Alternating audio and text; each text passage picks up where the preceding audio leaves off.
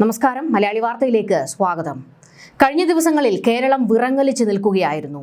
വാൽപ്പാറയിൽ ഉണ്ടായ ദുരന്തം, അതിന്റെ നടുക്കം ഇപ്പോഴും വിട്ടുമാറിയിട്ടില്ല. ഒരു നാടിന്റെ മുഴുവൻ കരച്ചിൽ കേരളത്തിന്റെ ഹൃദയമാണ് കീറി മുറിച്ചത്. വാൽപ്പാറയിൽ നടന്ന ആ ഒരു ദുരന്തത്തിൽ തമിഴ്നാട്ടിലെ ഉൾപ്പെടെയുള്ള മനുഷ്യർ രക്ഷാപ്രവർത്തനത്തിന് മുന്നിൽ തന്നെ ഉണ്ടായിരുന്നു.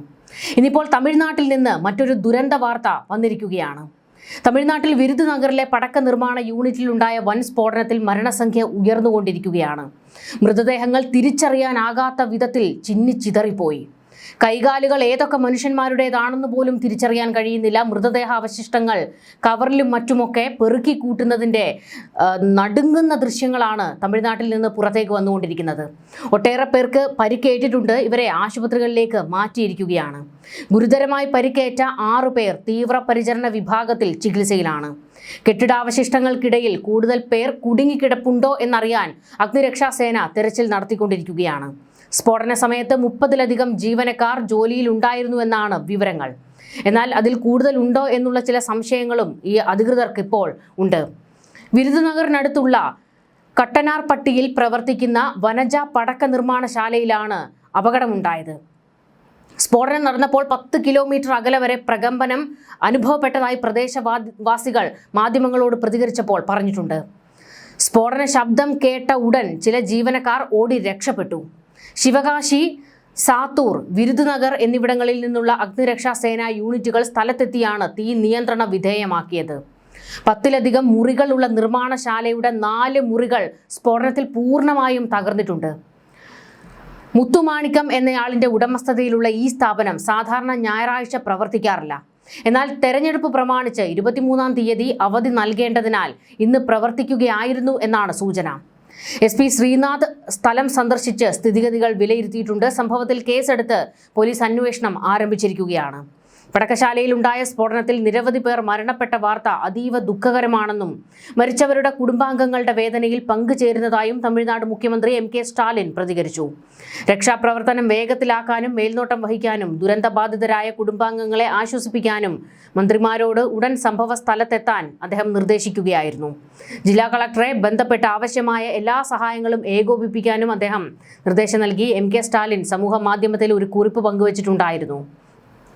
മന്ത്രിമാരായ KKSSR രാമചന്ദ്രനോടും തങ്കം തെന്നരസുവിനോടും സ്ഥലത്തെത്തി രക്ഷാപ്രവർത്തനങ്ങൾ വേഗത്തിലാക്കാൻ ആവശ്യപ്പെട്ടിരുന്നു. ഉടൻ തന്നെ ഇവർ സ്ഥലത്തെത്തുകയും മറ്റ് അടിയന്തര സഹായങ്ങൾ നൽകാനുള്ള നീക്കങ്ങളിലേക്ക് കടക്കുകയും ജില്ലാ അധികാരികൾക്ക് മറ്റ് നിർദ്ദേശങ്ങൾ നൽകുകയും ഒക്കെ ചെയ്തിട്ടുണ്ട്.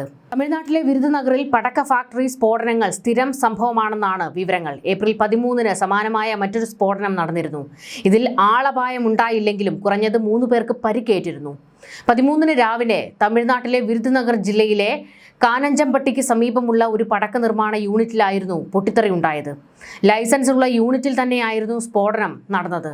വിരുദുനഗർ ജില്ലയിലെ കട്ടനപ്പട്ടിയിൽ ഉണ്ടായ പടക്ക ഫാക്ടറി സ്ഫോടനത്തിൽ നിരവധി പേർ മരിച്ചു എന്ന വാർത്ത ദാരുണമായ ഒരു സംഭവമാണെന്നും അതിയായ ദുഃഖം രേഖപ്പെടുത്തുന്നുവെന്നും സ്റ്റാലിൻ പ്രതികരിച്ചത്. ജീവൻ നഷ്ടപ്പെട്ടവരുടെ കുടുംബാംഗങ്ങൾക്ക് എൻ്റെ അഗാധമായ അനുശോചനം രേഖപ്പെടുത്തുകയാണ്. എല്ലാ നടപടിക്രമങ്ങളും പൂർത്തിയാക്കാൻ, രക്ഷാപ്രവർത്തനം എത്രയും പെട്ടെന്ന് നടപ്പാക്കാനും മറ്റ് നിർദ്ദേശങ്ങളും ബന്ധപ്പെട്ടവർക്ക് നൽകിയിട്ടുണ്ട് എന്നും അദ്ദേഹം വ്യക്തമാക്കി. തമിഴ്നാട്ടിലെ പടക്ക നിർമ്മാണശാലകളിൽ ചിലതൊക്കെ ഒട്ടും സുരക്ഷിതമല്ലാത്തവയാണ്. നമ്മൾ പലപ്പോഴും ചില പടക്ക ഫാക്ടറികളിലെ വീഡിയോകളൊക്കെ പുറത്തു വരുന്നത് നമ്മൾ കണ്ടിട്ടുണ്ട്. ഈ തൊഴിലാളികൾ കുട്ടികളെയും ഒക്കെ കൊണ്ട് ഈ പടക്ക ഫാക്ടറിയിൽ ജോലിക്ക് വരുന്നത് നമ്മൾ കാണാറുള്ളതാണ്. അത്തരത്തിലുള്ള നിരവധി വീഡിയോകൾ മുൻപ് പലതവണ പുറത്തൊക്കെ വന്നിട്ടുണ്ട്. കുട്ടികൾക്ക് പടക്കം എന്നൊക്കെ പറയുന്നത് ഒരു കൗതുകവും അവർക്ക് ആവേശമുള്ളതും ഒക്കെയാണ്. അതിൻ്റെ ഒരു അപകടമൊന്നും തിരിച്ചറിയാനുള്ള പ്രായം പോലും ആ കുഞ്ഞുങ്ങൾക്കില്ല. ആ കുഞ്ഞുങ്ങളെയും കൊണ്ടൊക്കെ ഇത്തരത്തിൽ ജീവനക്കാർ ജോലിക്കൊക്കെ വരുന്നത് വലിയ അപകടമാണ്. മാത്രമല്ല, ചില പടക്ക നിർമ്മാണ യൂണിറ്റുകളൊക്കെ ലൈസൻസ് ഇല്ലാതെ പ്രവർത്തിക്കുന്നവ പോലുമുണ്ട്. ഈ പോലീസുകാർക്ക് കൈക്കൂലിയൊക്കെ കൊടുത്ത്, കൈമടക്കൊക്കെ കൊടുത്ത് ഇത്തരത്തിൽ പ്രവർത്തിക്കുന്ന നിരവധി യൂണിറ്റുകൾ തമിഴ്നാട്ടിൽ പലയിടത്തായിട്ടുണ്ട്. ഒന്നോർക്കണം, ഇപ്പോൾ ചൂട് കൂടി നിൽക്കുന്ന ഒരു സമയമാണ്. എപ്പോൾ വേണമെങ്കിലും ഒരു അപകടം ഉണ്ടാകാം എന്നുള്ള സാധ്യത മുന്നിൽ തന്നെയുണ്ട്. അപ്പോൾ ഇത്തരത്തിലുള്ള പടക്ക നിർമ്മാണ ശാലകളൊക്കെ അതീവ സുരക്ഷിതമായിരിക്കേണ്ടത് അത്യാവശ്യമാണ്. എന്നാൽ പലപ്പോഴും ഇത് കൈകാര്യം ചെയ്യുന്നവർക്ക് പോലും പിഴവുകൾ സംഭവിക്കുന്നത് സാധാരണമായി മാറിക്കൊണ്ടിരിക്കുകയാണ്. ഇപ്പോൾ ഈ ഒരു സംഭവം നടന്നിട്ട് 17 പേരുടെ മരണമായിരുന്നു ആദ്യം റിപ്പോർട്ട് ചെയ്തത്. എന്നാൽ മരണസംഖ്യ ഉയർന്നുകൊണ്ടിരിക്കുകയാണ് എന്നുള്ള വിവരം പുറത്തേക്ക് വരുന്നുണ്ട്. രക്ഷാപ്രവർത്തനത്തിന് എത്തിയവരെ പോലും ഞെട്ടിപ്പിച്ചുകൊണ്ടായിരുന്നു ആ സ്ഥലത്തെ അപ്പോഴത്തെ അവസ്ഥ. അതായത് ശരീരഭാഗങ്ങളൊക്കെ പല ഭാഗത്തായിട്ട് കിലോമീറ്ററുകൾ ചിതറിത്തെറിച്ച് പോയിട്ടുണ്ട് എന്നുള്ള വിവരങ്ങളാണ് പോലീസുകാർ പോലും പങ്കുവച്ചത്. ഇതാരുടെയൊക്കെ അവശിഷ്ടങ്ങളാണ് എന്ന് പോലും, അതായത് ഒരു ബോഡി പൂർണ്ണമായും അല്ലാത്ത രീതിയിൽ ഉള്ള മൃതദേഹങ്ങളൊക്കെയാണ് കിട്ടിയിരിക്കുന്നത്. കൈകാലുകളൊക്കെ ചിതറിത്തെറിച്ച് പല ഭാഗങ്ങളിലായി കിടക്കുന്നു. ഇതൊക്കെ ഏത് മനുഷ്യന്മാരുടേതാണെന്ന് പോലും കണ്ടെത്താൻ കഴിയാത്തൊരു സാഹചര്യം. അവിടെ എത്തിയ പോലീസുകാരും രക്ഷാപ്രവർത്തനത്തിനെത്തിയ നാട്ടുകാരും ഒക്കെ ആദ്യം വിറങ്ങലിച്ച് നിൽക്കുന്ന ഒരു സാഹചര്യമായിരുന്നു അവിടെ ഉണ്ടായിരുന്നത്.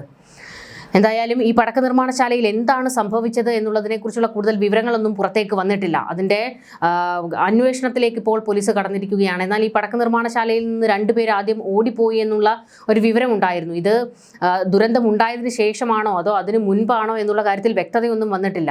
അവിടെ നിന്ന് മനുഷ്യന്മാർ ജീവൻ രക്ഷാർത്ഥം ഇറങ്ങി ഓടിയിട്ടുണ്ടോ, അങ്ങനെ പോയിട്ടുള്ള മനുഷ്യന്മാർ എവിടെയാണ് എന്നുള്ളതിനെക്കുറിച്ചൊക്കെ ഇപ്പോൾ അതിൻ്റെ കൂടുതൽ അന്വേഷണത്തിലേക്ക് പോലീസ് കടന്നിരിക്കുകയാണ്. പ്രദേശവാസികളെയൊക്കെ ചോദ്യം ചെയ്തുകൊണ്ടിരിക്കുകയാണ്. അവരിൽ നിന്ന് മൊഴി രേഖപ്പെടുത്തിക്കൊണ്ടിരിക്കുകയാണ്. ഏതൊക്കെ ജീവനക്കാരാണ് അവിടെ ഉണ്ടായിരുന്നത് എന്നതിനെക്കുറിച്ചുള്ള കൃത്യമായ വിവരങ്ങൾ അവിടുത്തെ അധികൃതരോട് ചോദിച്ചറിഞ്ഞുകൊണ്ടിരിക്കുകയാണ്. അവിടെ ഒരു തെരഞ്ഞെടുപ്പിൻ്റെ വലിയ പ്രചാരണ പരിപാടികളും ഒക്കെ നടക്കുന്നത് കൊണ്ട് തന്നെ വിവിധ രാഷ്ട്രീയ പാർട്ടികൾ ഈ പ്രചാരണം കൊഴുപ്പിക്കുന്നതിന് വേണ്ടി ഈ പടക്കങ്ങളൊക്കെ വലിയ തോതിലാണ് വാങ്ങിക്കൂട്ടുന്നത്.